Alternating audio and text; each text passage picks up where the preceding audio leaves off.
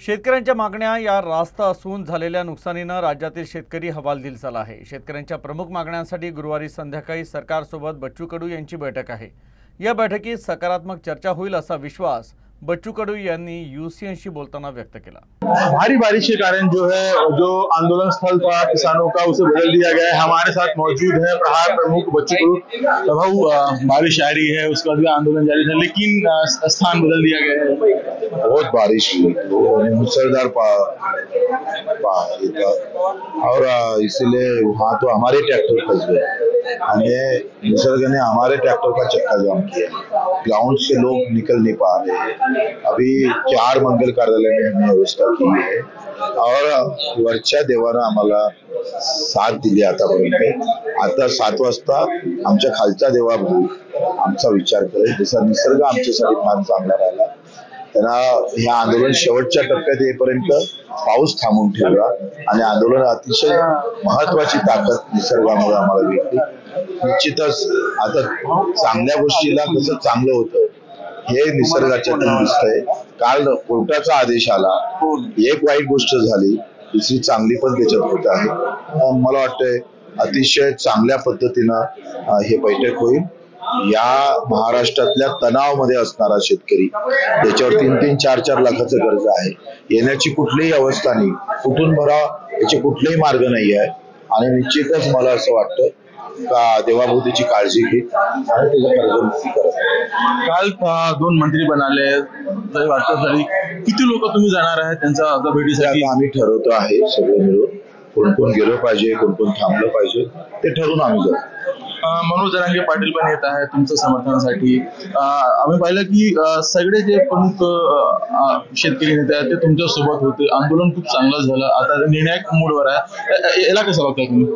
खरं तर ह्या नेत्यांचा मोठेपणा आहे, त्यांना श्रेय दिलं पाहिजे।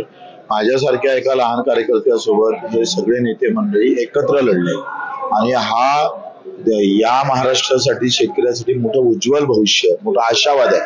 कारण लढणारे लोक असले म्हणजे हिंमत येतं आणि ते हिंमत माझ्या आत्महत्या करणाऱ्या शेतकऱ्याला नक्की भेटेल।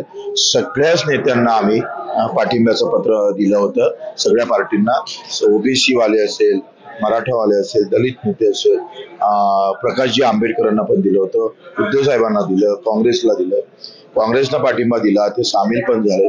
राष्ट्रवादी शरद पवार काँग्रेस जे आहे त्यांनी पण पाठिंबा दिला, अमर काळे आणि अनिल देशमुखजी सामील झाले आणि जरांगे साहेब पण मला वाटते सामील झाले आणि त्यांनी ठामपणे सांगितलं की मी शेतकरी बनून येतो, मी मराठा आणि ओबीसी म्हणून येत नाही।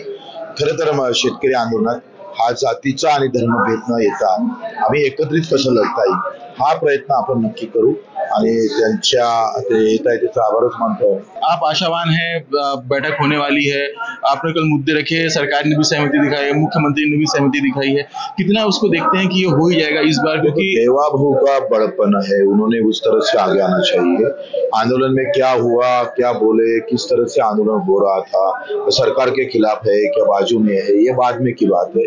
आज जो किसान लड़ रहा है इतनी ताकत से, अगर वो तफरीक में नहीं होता तो आंदोलन में आता ही नहीं था।